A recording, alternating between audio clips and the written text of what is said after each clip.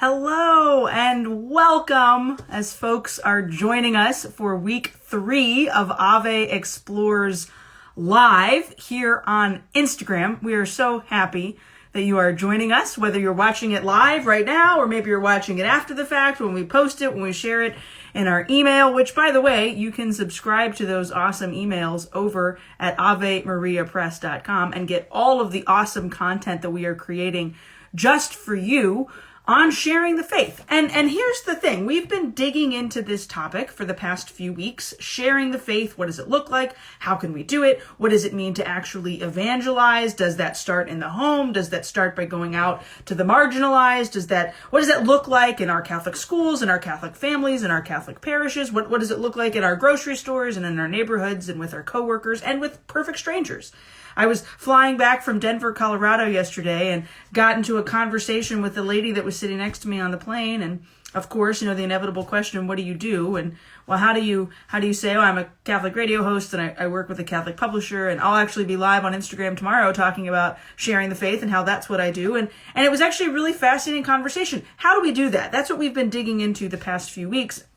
And here on Instagram with our podcast, which you can subscribe to over on any podcast app, Apple Podcasts, Google Play, Spotify, and our weekly emails with all of our articles. We've been helping you, hopefully, walk with us in unpacking this project of our lives, right? Matthew 25 talks about stepping out into the world and sharing the faith and going to the ends of the earth to ensure that people come to belief in Jesus Christ.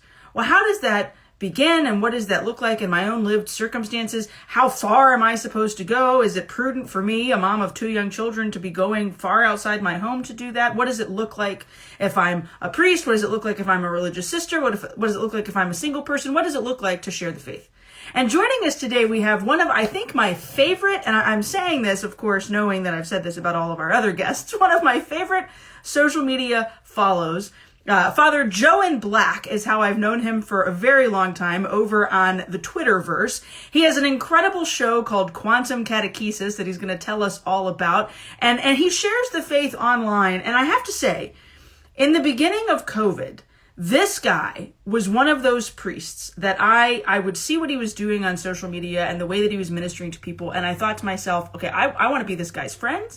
And I think that this guy's got something really great to say. So he's going to be joining us here on Explores Live. I just punched the little button that'll let him pop in. He'll be here momentarily. Father Joe. There he is. Hi, Father. Hey. Welcome to Ave Explores Live. Oh, thank you very much. I'm turning you up. There we go. Oops, Awesome. And I'm on half screen, aren't I? So I am not good at this, sis. All right. I have to tell everybody, we gave Father Joe a Instagram tutorial yesterday. I typed out the instructions on how to do this. So thank you for taking the time to join us. Father Joe, tell us about who you are and where you are. And Okay. I mean, this is kind of the $1,000,000 question. What do you do? Okay. Well, I work for Jesus, and kind of a big deal. No, I'm Father Joe Krupp. I was born on the north end of Flint, and my mom and dad had 6 kids, but they took in a whole ton of others. We counted 38 people. My mom and dad took in when during their marriage together. My mom went to be with the Lord 5 years ago, last week, 2 weeks ago. But anyway, I've been a priest for 23 years, I think. And I served at MSU, Michigan State University, where Jesus went to school. I served at Lansing Catholic High School. And right now I am at Holy Family in Grand Blanc and St. Mark and Goodrich, which are the south side of Flint. So I've been at 13 parishes in my time there. Yeah, crazy. Yeah, I mean, you're a busy guy. You're doing lots of things. Your likeness is on a beer can. I seem to believe seeing that at some point. Yeah, Joe in Black. Well, one of my buddies opened a brewery and it blew up. And he made a beer named after me called Joe in Black, and it's a black ale, and it's a tasty treat. Yeah. In fact, you know what? I think there. Let me see. Oh, that's wow. That's the can. That's what's on the can. And crazy stuff. And you're coming to us today from, it looks like your studio, where Yeah. you host your weekly show, Quantum Catechesis. Tell us a little bit about Quantum Catechesis. Where did it come from? Where did the idea come from? And what do you do there? Sure. So at the beginning of the coronavirus, the week before Americans went on lockdown, I had been communicating with a couple priests in Italy who, I don't know if you saw how many priests died in Italy at the beginning of this, a ton. And in the end, tried to take some of what I learned there. And then as we did, we just started getting a lot of talk from people who were scared, who were alone. And you had a lot of people in the guise of Christianity trying to make this all political. And that's the worst kind of fear, right? When people use Jesus for it. And so what we found was, well, every day I would just tell people, look, I'm going to get on Facebook Live, and I'm super ignorant. Like, smart people had to set this up. And I just said, look, I'm on at noon. I'll sit with you. So we would sit there for at first like 2-3 hours, just talking to anyone who signed in, and we'd get thousands of people watching and listening and sharing. And of course, they were out of control. I was very disciplined and serious the entire time. And then it turned into catechesis. And then it's what it is now. You know, just one of these things where every week on Wednesday, we pick a topic and I talk people through it. Then on Thursday, we'll have a guest. And a lot of our guests are parishioners who, like, I always pick this guy because it's just psycho, right? He's at Mass every day, beautiful human being. And the way I knew him was when I first got here, every day, he basically carried his wife into Mass. She had Alzheimer's and could barely function. And that beautiful man, every day, carried her in, sat her in the front, sat with her, spoiled her rotten, and just, he so clearly loved her. And we asked him to come on the show. Well, it turns out he grew up, his mom and dad worked on the Manhattan Project. And he grew up on a top secret military base. Wow. And, you know, and we were like, okay, you know, we had another parishioner on here who, Jesus loved her. They could not have children, and they adopted, I'm going to say, was it 6? And 5 of those kids are with the Lord. Wow. And just her walking through her story, like at every Mass, you're sitting with incredible people. And most of us don't know it's just a dude, you know, or a dudette. And so we call that Guest Who. And then on Friday, I just do question and answer. We pick a random location and people type up their questions live, and I make stuff up. But I throw in Latin and it sounds legit. You know, so like Harry Potter spells. Yeah, actually, we, you know, that's how my dog came into being at one point. He just appeared when I thought I was giving a papal encyclical, but. Father Joe, I love how you approach, I'm just going to say it, priesthood. Like, I've been a longtime fangirl. The day you followed me on Twitter, I was like, finally, I made it. Like, Father Joe. Oh my gosh, I felt so bad. I thought I was following you. Well, it was because you have a way with, and this is what I want to talk to you about. All of our Instagram lives have been about online evangelization. See, I'm so excited. Can't even say the word. We talk about evangelization a lot in the church. You know, there's a programmatic approach, and we write books, and we have these things that people can go to, and these conferences that teenagers can pay to attend, and we've got these talking heads like me who get hired to come in and speak, and in reality, evangelization oftentimes happens in these very subtle, small ways within parish life that then we get to share about online. And what I've always been struck by is how you navigate the waters of specifically Twitter, I think, in a really healthy way. Like, hey, this is who I am, this is what I believe. Thank you. We might disagree about some things, but like, let's dig into it. How do you think Catholics should approach evangelization, specifically in this digital sphere? Because it's the real world now, and Instagram is like, that's where people are connecting. What are some principles that we should use? What are the ones you incorporate? Oh, definitely one of them is I'm wrong more than I'm not, right? And I try to remember that. Mm-hmm. I think of examples of this all the time, and I publicly share them. I just did a homily this week. I'm like, if you're not saying at least once a week, well, I guess I was wrong about that. You're just not paying attention. Mm. I've learned a lot on there. But I've also learned our abject loyalty to what we want to be true is what's killing us. Right? Like I remember in seminary, Father, what's his name? Bob Morlino. He's a bishop. He went to be a bishop, and then he went to be with the Lord. But he said the funniest thing. He said, if you aren't offended by God once a week, you're not listening. And I remember thinking, it's kind of I just assumed it was one of those cute things to say, and trying to communicate something more subtle. Oh no, that's the truth. And I think I view Twitter a lot like the Wild West, that there is no accountability.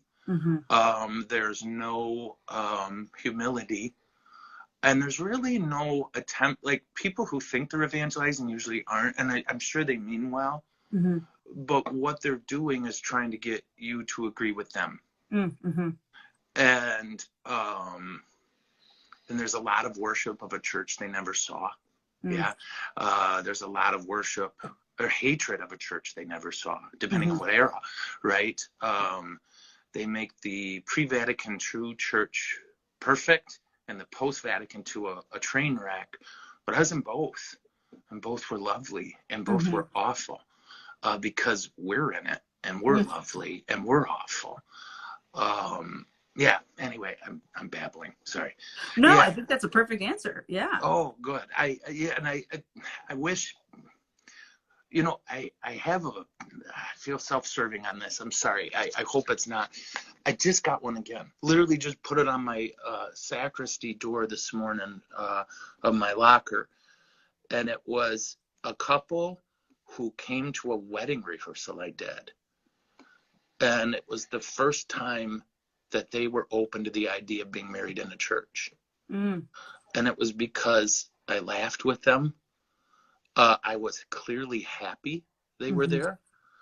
And their experience of wedding rehearsals were priests who had clearly done too many weddings, who clearly didn't want to be there, and who were mad on some level at these people for using them. Right? And I did my record, 74 weddings in 2011, right? That was my record. Wow. It was at MSU, right? And the whole freaking world got married that year. But I try to bring to it a ridiculous joy for them. Like I walk in smiling. I walk in like finding out. If you enter their heart, they'll enter yours. And it's that simple. And of course they're using us. I won't see most of these couples again until they need something else. But I do that to Jesus all the time. And he has never walked away from me. He's never held that over me. And who am I to then do that to someone else? Yeah. Yeah. That's, whether you realize it or not, that's, I think, a perfect description of evangelization. To have a ridiculous amount of joy at the opportunity to share the gospel with other people. And online spaces, I think you get to talk with people you never would have gotten to speak to. Like I'm not. Oops, I lost you, sis. Opportunity to share. Yeah, sorry, my phone started buzzing in the middle of it. Okay. I tell my whole family I'm going live on these things, and precisely that's when somebody has a question. Oh, of course. But, of course, right? Mom needs to do something. But like the internet has facilitated so many opportunities to dig in. So sometimes whether it's, okay, I have a question about this from maybe pre-Vatican II, or I'm really curious about, okay, how is the church implementing this document or answering that particular challenge? Or, why aren't we digging into, like, my pet project these days? Why aren't we talking about paid family leave? And, like, why isn't the church digging into that? Like the internet can actually facilitate these conversations. But for a lot of people, maybe even some people who are watching this, there's like this, okay, I'm not going on Instagram, I'm not going on Twitter, I'm just going to lurk, I'm just going to watch, I'm not going to try to influence. So what is evangelization, and give us your wisdom? I'm in my community with my kids. I'm in the neighborhood Walmart trying to find milk that's affordable. Yeah. How can I evangelize in my daily life? What's your advice for people on sharing the faith where they find themselves? Oh, again, this is gonna sound so trite, and I know, but like at Christmas last year, the gals who work at a local coffee shop here, they all wrote me a thank you, and they were like, "You're so nice," and and they gave me a gift, right? Oops, hold on, Mijo. Sorry, my dog found a cake. I'm gonna move it over here. Yeah, he is a demon, just so you know. Aren't you googling? They're in a world where people are just cogs, in a world where people are in my way. There is a blessed island we can be for people when we're ridiculously kind and polite. And I've said that before and had the angries say, oh, Christianity isn't about being nice. It's like, no, you're not about being nice. And if you think being nice and unfailingly polite is easy, it's because you've never tried. It's hard. I would rather be able at Walmart to just put my head down and go and get my stuff. Leave me alone. Don't tell me your sad story. Don't, no, you got to do it. Right? When you're buying the milk and somebody else is, I don't know how to explain it, but like, just get out of their way. You're more important than me today, right now. It's those tiny interactions. Like I feel so funny. It's just this morning, my hand to heaven, a woman wrote me and said, my son came back to church just because I was nice to him. He works at a oil change place, and I don't know, we got yammering away. And I act more friendly than I usually feel, right? And that will be so rare to people who encounter you. They're used to the best option being ignore me. That's the best option most people get from another human. And how beautiful if somebody says, no, why don't you hop up? I mean, you got squeaks, so it's totally different, right? This is just me, my dad, my dog, right? But for a person who doesn't have little squeakers to be able to say to a mom in line, oh my gosh, get in front of me, what the heck? Right? Well, why? Well, she's a mom. She's God's girl. See somebody down, literally, hey, where were we yesterday, Dad? We stopped, I can't remember. Oh, Perry. We were in Perry, Michigan. I stopped to get gas. This gal behind the counter looked beat, and I'm just wearing my jeans and a t-shirt. I wasn't in my play clothes, and are you okay? And I mean, 5 minutes, she said, this is the worst day. I hate Mondays. I hate this job. I hate everything. And I look, no one's behind me. I said, can I take your hand and pray? And here, I'm a big, ugly dude, and I didn't have my collar on, and I thought, oh, God. But, and then I got stupid. I bought her a donut. I said, I'm buying you that donut, and I think that made a difference. I know it did. Yeah. Like, she hugged, she cried when I left. And, it's little things like that. I don't know. Yeah. I just feel like it's stepping into the margins of the day moments. We entered the culture war. Yeah. And when we made this all about culture, we lost. We did. Yeah. Because the culture that we're fighting for is a culture of kindness. It's a culture of trying to build up human beings and to recognize that the gospel begins and I see you and I know you and I love you. And that's what I want to share with you is this moment of authentic. I was traveling yesterday and saw a horrible interaction in the TSA line of a very privileged teenage girl just being awful to every person she encountered. And like the mom and me wanted to fuss. And then the fellow traveler was like also annoyed at the long line. Sure. Like, and then the other part of me was just like, who hurt you? Like hurt people hurt people. So like you can see in that moment so many things about a human being. And as a Christian, as a Catholic who is guided by the gospel, my response should be nothing but that radical love of who you are. Even if I might not particularly enjoy Right. who you are at this moment, or enjoy who I am at this particular moment. Yes. And I think we could keep digging into this. And Father Joe, I want people to watch your Quantum Catechesis show every week. So where can they find it, and where can they follow you? Well, if you go to Joe in Black Ministries on YouTube and subscribe. Tomorrow we're doing a show called Foundations. We're doing the third one, where this will shock you. We're looking at the foundations of Catholicism. So yeah, I came up with the name. I know it's abstract, but yeah, it's so weird. So that's on, what do you call that, Carrie? YouTube. And then on on Facebook, it's I think it's Joe in Black as well. Yeah. So yeah, pop in live, or you can watch it anytime. And we have a podcast, but we haven't figured out how to label the shows yet. So like if you go there, yeah, it's on there. And we just, what did someone say? We're passing 5,000 downloads a week now. Oh, that's awesome. That's but great. we got to figure out how to label them. Yeah. They're just dates, you know. We'll text. Yeah, I'll help. Yeah.